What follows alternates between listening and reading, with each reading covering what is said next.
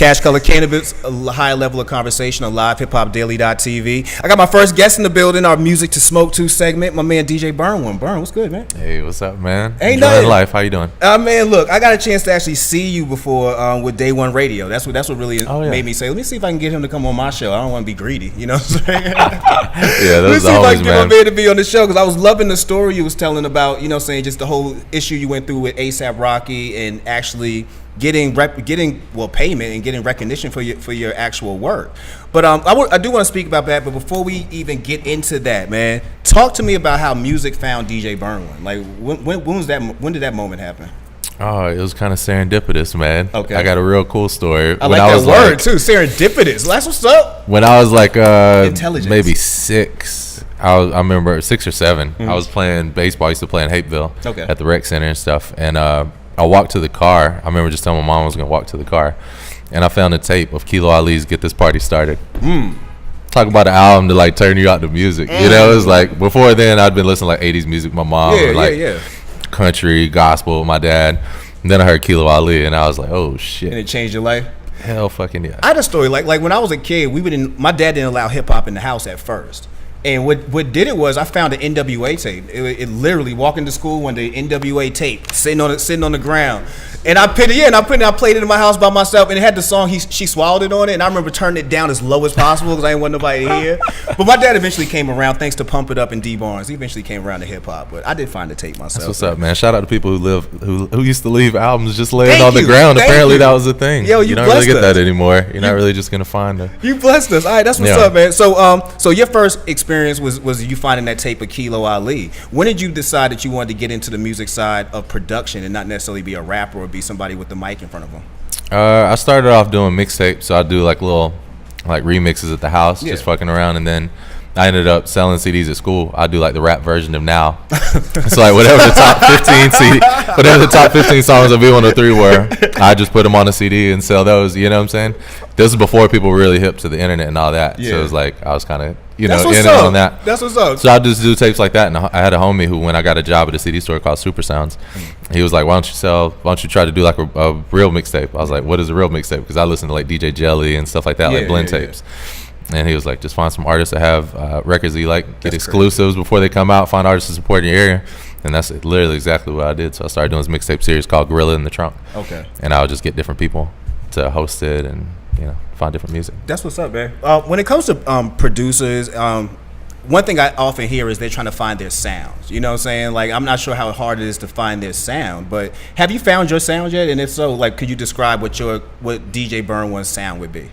Word, yeah. I feel like it takes a minute for all producers to find their sound, because I feel like at first you kind of emulate your heroes, just by nature, So like all my first year of beats were just like 3 6 Mafia and DJ Toop ripoffs, but you don't realize it's not like a cognizant thing. You just pick sounds that your favorite producer would already pick, and then later on I did eventually find my own sound. Finding my own style came along with linking up with my partners Go Rico and Walt Live, and forming DJ Burnwin in the 5 Points Bakery, and like that was like maybe 6-7 years ago, and we've just been like perfecting it ever since then. And really, I feel like this year it really finally locked in, because the whole mission was to make music that sounded like samples. And it's crazy. I was just saying even again about the Scotty record. I was like, the horns on that are so ridiculous, and I whenever I hear a Burnwin record, it stands out to me because it's really soulful. You know what I mean? Like, you do remind me of the Juicy J's and all them. So you make it sound like a sample. You making it sound like it's a sample. Do y'all actually play instruments or? Yeah, we all play multiple instruments. What do you play? I play bass mainly, but I play keys and lap steel and kind of anything else I can get my hands on. That's amazing, man. So, you spoke about Juicy J. Who are some of the other influences you had musically? Organized Noise, of course, first and foremost. I just did a record with Sleepy Brown, actually. That was on the Superfly soundtrack. Track number 1. Congratulations. So, that was really nice. Ray was in there. It was a really good time. And we had Preston. He played bass on there. Preston Crump, like my favorite bass player of all time. Southern Playlist of Cadillac Music. The art of storytelling. This is work happening real quick. Yeah. It's crazy. It was amazing. And the best part is, because that was part of the Superfly project. I'm pretty sure you got paid for that. Now, we have an issue with two of your records that didn't happen with, which is one of the things I wanted to talk to you about. A$AP Rocky's first album / mixtape you had 2 records featured on that album / mixtape. Come to find out, you never really got paid. Well, never got paid for the records. If you can explain to our crowd what exactly happened as far as you getting the placements, from them finding you and getting the placement on the album, to the business side being so messed up that we are here today, where they never paid, and you actually had a chance to serve a good lesson to the music industry overall. Yeah, I think this was like at the beginning of like the bastardization of mixtapes Yeah. from major labels, to where they're like, oh, we can use this as a way to not pay people. Yeah. You know, because to me, like a mixtape is like if you're on the come up, you know? Yes. It's not if you have $1 million deal and you're not trying to pay the producers, you know? It's like they just didn't want to clear those samples. I didn't know it at the time, you know what I'm saying? So I let shit slide for longer than it should have. And then by the time you come back, they're like, oh, there's a statute of limitations and all this other shit, you know? So I actually just started a nonprofit. And we're finishing up the paperwork now on it, called Fast Forward United, and it's basically geared towards educating artists, producers, engineers, like pretty much telling everybody, like, if I wanted to be like to where if you want to get into music, somebody tells you to go to this website, and you get the 101 of like, hire a lawyer, no, these are the different kinds of royalties, and you know, there's performance, there's mechanicals, there's different breakdowns of those, of who pays. There's so many different ways to get paid, but it's all scattered. And the labels have all the knowledge because they've been doing it, you know? Of course. So I kind of want to centralize that, and then also like focus on the youth and like teach them how to really be producers, you know? Because I feel like now we're getting more and more producers, but like more prevalent than anything is beat makers, you know? Like they could just click a couple sounds and get it in there, which is tight for a beat. But if you want to like really give an artist a sound or do something different, you're gonna have to push yourself and really learn how to produce and, you know, do different things. So I just want to, you know, teach kids an alternate way, you know, and teach them the business at the same time, because I feel like it's got to be 50-50. The business side is very important, because when I was reading your story, one thing that I picked up quickly was, you know, you mentioned that there wasn't one person to blame. It was everybody around the board, and one thing that you blamed yourself on was being naive to the situation. You know, being that you didn't have an understanding of how this is supposed to work, and you definitely didn't have an understanding of Atlantic might say this was a mixtape, but now it's good enough to be an album, and like you say, statute of limitation, I don't have to pay you. Like, you know what I mean? Like I thought that was dope that you didn't really have a grudge no more. You know what I mean? That you really kind of walked past it and learned from it, and now we have Fast Forward United from it. Exactly. I feel like all my mistakes, other people are going to be able to benefit from. Just like when I watch documentaries and see, you know, like the session musicians getting chumped back in the day, and to the point of where they were getting standard pay, and now it's like, now they're getting writer's credit. It's like there's an evolution of the business, and I just feel like I just want to be a part of that. That's crazy. We're actually hearing a little bit of that now with Lauryn Hill and Robert Glasper. Like the way he was saying that she wasn't paying for music was sounding almost like you said. Like we have now we have people playing on your music who wants a credit. You know, they're not just gonna sit here and just get a quick check. You know what I mean? So and everything's in dispute, especially when you have something that's popular or something that works. You know, it's like it turns between, you know, somebody thinking he's making the beat to her telling him she told him to do this drum pattern, and he's just a drum programmer. And, you know, I feel like it's best to talk about things beforehand, you know, and even if so, like handle it quick. Sooner than later, you know what I'm saying? Because like even mine, the guy at the label had got arrested on some weird charge or something, so I just let it slide thinking these are good. You know what I'm saying? They said they're going to pay me. I would pay somebody if I told somebody I paid them, you know? It's like I'm not thinking they're waiting out the statute of limitations on my ass, you know? Which is some slick shit. It really is. It really is. But they're going to do it, you know? So my whole thing is I want people to be informed beforehand. You know? It's like, I talk about a lot too, like the producer Lil Vo, who did Pull Up With a Stick.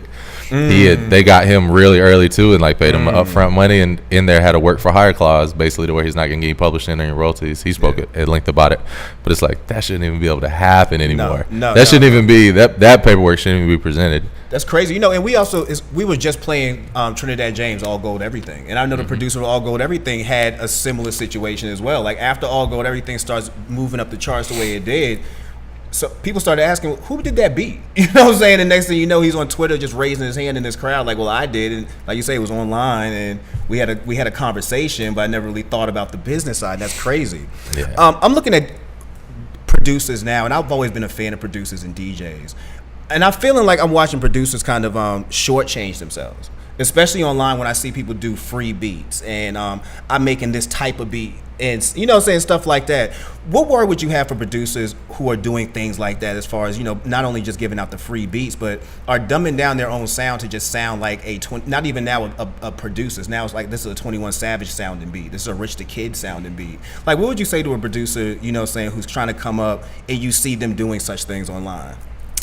All I can say is get in where you fit in. You know what I'm saying? Like, I can't really hate on it. Yeah. I didn't understand it at first. Now I realize it's not like you made a beat that would sound like Rich the Kid beat. It's like, if you make 10 beats, you're like, oh, I can hear Rich the Kid on these 2 beats. Yeah. I'm going to put those up. That's more of a marketing tactic. Now, if you're making beats to sound like this is a Metro Boomin beat, like, let's challenge ourselves a little bit. But, I mean, maybe they're learning and growing, It's like, you have to find yourself through whoever your influences are. And most of people's influences are only like the past 2 years now, which is kind of wild. Yeah. It's really kind of wild. Like, they're like, oh, the past 2 years. And that's my frame of reference. Crazy, man. So you've had a chance to work with a wider range of artists, from Yellow Wolves to Scotty ATLs. Who are some of the favorite artists that you had the chance to work with, and why would you consider them one of your favorite acts to work with?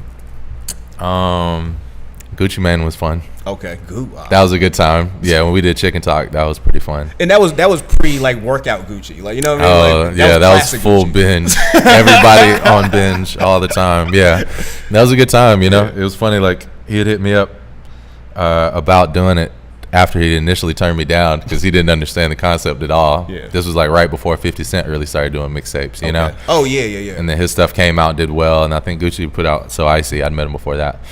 And then something happened, and his everything had slowed down. He was beefing with the label, and he remembered me telling him, "Yo, you can like put out music and not have to go through a label and get booked at shows yourself." And like, he heard that, like, that's crazy. Took that to the 10th degree, which is super tight. You're actually part of Gucci Mane's like success, like in a roundabout way. You know what I mean? Like, it's pretty cool. He put one of the stories in the book, in his autobiography. Really? That was pretty awesome. I haven't had a chance to read Gucci's autobiography. That's crazy. Gucci has an autobiography, but yeah, once you pick it up, you can't put it down. It's written really well. It's like perfectly in his voice. I mean, I'm sure he told a lot of the stories, but it's just like it's a nice ride. And it was tight. He actually put the story of me telling him about mixtapes and all that, which I thought was really interesting. You never hear artists speak about stuff like that. Ever. Do you feel like mixtapes are a dead art form right now?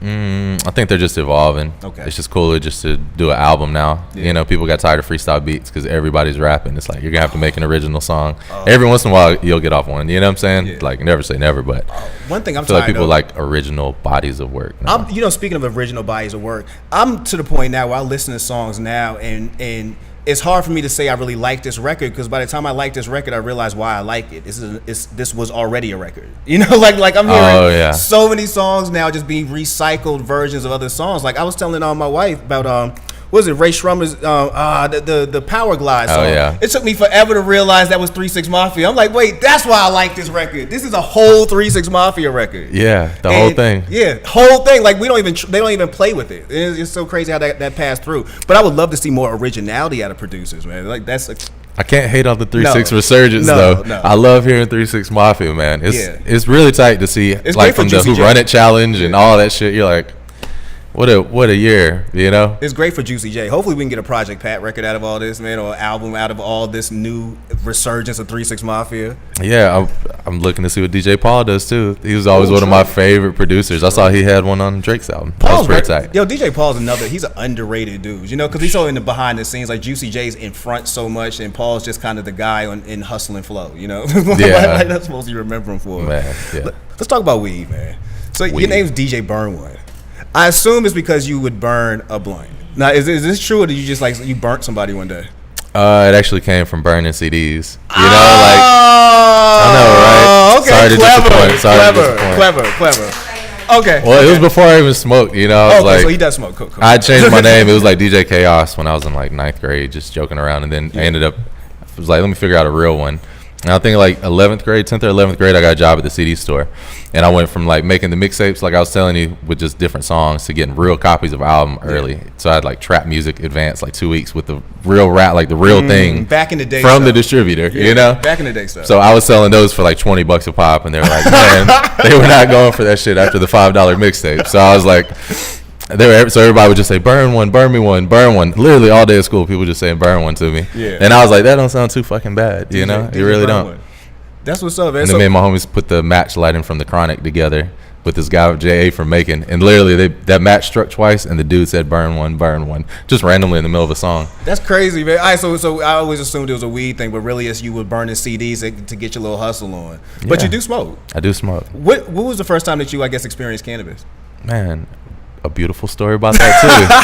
I had dropped out of college. I did great in my first year of college, and I was like, this isn't for me. I was a history major. I want to brag about that because I did too, but I got a nephew. Like, I don't brag about this, but yeah, hell yeah, dog. It's whatever. Dropouts, baby. Whatever works for you. Whatever you works know? for you, man. And so I walked out and literally just walked out of class and called my mom. I was like, I'm done with this. And like 3 days later, Bubba Sparks called me and said, hey, do you want to go on the road? This was right when Miss New Booty came out.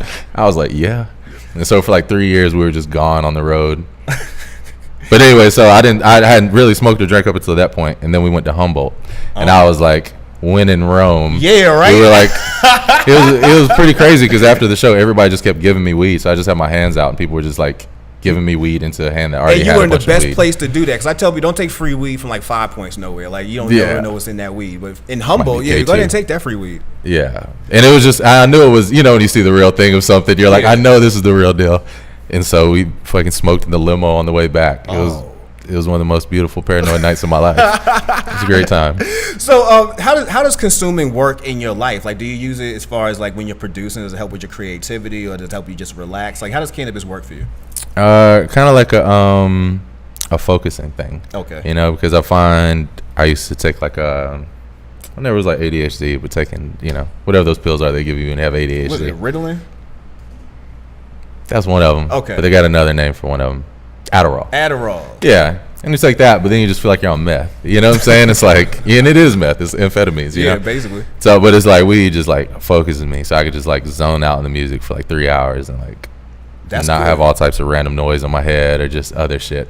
Because a lot of times when I was producing at first, I was like, is this my idea? Or is this like just some shit that because I feel like as a DJ, I just have a catalog of songs in my head. Yeah. So I'm like, did I come up with this shit, or is this like something I've heard? Is this me or is this the weed? Right. Like, did the weed come up with this? And the weed helps me tune everything out. And I'm like, I know it's me because I'm just in my own little spot, Word, man. So 5 Points Bakery, what's up with the collective, man? What are y'all working on? We got plenty of stuff coming out. Walt Live, he has got an album coming out here in the next couple months, Okay. Ricky's got some more stuff coming out. We got a new girl, Anna Valina. Okay. We're about to drop her stuff. It's pretty tight. Definitely something different. Smoker stuff for the ladies. All the guys are gonna like it too. It's across the board. You gotta bring her through there. You gotta bring her through the show. Yeah, that would be nice. That's a positive, man. So what can we expect from you coming up in the rest of the year, going to the next year? Like, is there gonna be another like full mixtape project from DJ Burn One, or will we see a full album from you? Of just songs you produce with artists that you want to work with? We just released the album like 2 months ago called Land of a Million Chords. Okay. Yeah, it's on iTunes, and it's got some like beat, songs, samples, just like a little bit of everything that we do. We got a couple more beat tapes dropping. We're always dropping music. If you type my name in any of the streaming services, we got like a bunch of beat tapes and stuff out. Do you see yourself taking the DJ Khaled route, like actually doing an album of your own, like DJ Burn One, like listen, like that? Never gonna talk on the tape. Yeah, I'm never gonna talk on the tape. It's funny. My old manager tried to convince me everything in his world to try to get me to talk on the tape. Yeah. I just couldn't do it. Oh, bro, I was like, I just felt so like I would be trying to be drama. I was like, I can't out drama this, And you hear people and you're like, wow, they're really trying to do his thing and just doing a really bad, bad version of it. I feel that way. Like I had to. I'm not a hype person. Like I don't know if you know this, but I'm not just gonna like hype a crowd off my vocal. I'm more of a. Me either. I'm more like DJ Screw. You hear like, know what I'm saying? You're just like automatically chilling and enjoying the music more. Know what I'm saying? Burn one. That's what's up, man. Well, I think I'll implore you, man. Try it out. Put your voice out there. I had to be talked into being on camera. Like I absolutely hate it. I feel like as a journalist, you're never supposed to be in front of the story. But when in Rome, like you said, you know what I'm saying. So I would love to see a DJ Burn One project. Like you pull maybe it'd be dope. Pull a Big Crit, pull a Trinidad's, and some. No, I might do that. That would be dope. Yeah. I might do that. It's just so weird working with rappers, not specifically them, but just people. Is like if you're like right in the moment, you can get anything you want. Oh yeah. Otherwise, it's like pulling fucking teeth. And now with clearances and stuff like that, that's really what blew me. There's been several times I'm working on an album and I had stuff that was like actually good. When it comes to clearances and stuff, you're like, it just ends up being a lot unless you're in a power position of somebody that's gonna handle all that shit. It's like doing it independently is another thing. But as far as different things we have coming out through the year, we're on the new NBA Live 19. Okay. We got a beat on there. You know what I'm saying? That's actually a real placement. Yeah, that's definitely. A real placement. And we got a song in the Iron Fist, the Marvel show on Netflix. Really? Yep, that Big comes look, out big in a up. couple. I want to say September the 7th. I'm a big fan of Luke Cage, so I've been trying to pay attention to from Iron Fist to Daredevils and all that. So you're right, it's coming out soon. I'll be listening for your music. Nice. Man, we need to get you now into Luke Cage. I know was it Oh man, Adrian Young. Yeah, Adrian Young got that on lock. Oh my gosh, the Midnight Hour. Yeah. Woo! The music he made. That's another producer who's so underrated to me. Andre Young. The music he did with Ghostface is like crazy. Man, it hurts my face, man. Like, the Black Dynamite music like soundtrack and all that. Yeah, hurts he's incredible. your face. All right, so for those who want to follow you or get in touch with you online, how can they follow you? How could they catch up with you? Or if an artist just had some advice, or a producer had wanted advice and just wanted to kind of talk with DJ Burn and if they could, how would they get in touch with you? You can hit me at DJ Burn1, DJ BURNONE. Okay. On all the social media. You can just hop in the DMs. I respond. He really did, because you responded to me. I was like, hey, what's up? You got time to go do a show? He's like, yeah. I was like, that's what's up, man. There we go. Well, I appreciate you coming through, man. I'd love for you to kick it with us while we wait for our next guest. Like I say, Mia X is over there. I'm sure. I would love Mia X need a beat. Get Mia X back rapping, man. We just talked about Mia X, one of the really serious rappers. You working on something? All right, well, we're going to talk about that, too, whenever we get a chance to put a mic in front of her face, man. But, Burn, appreciate you coming through, brother. Definitely, it was a good time to learn a little bit more about what you do and, how cannabis worked in your life and a whole lot of other shit, man. Great stories tonight, man. All right, so I got my next guest coming up soon. Ashley Asatu. She's on her way, so I'm going to check on her. And, like I said, that was my man, DJ Burn. Appreciate you coming through. It's Cash Color Cannabis, a high level of conversation. We're going to get back to what we do in the studio.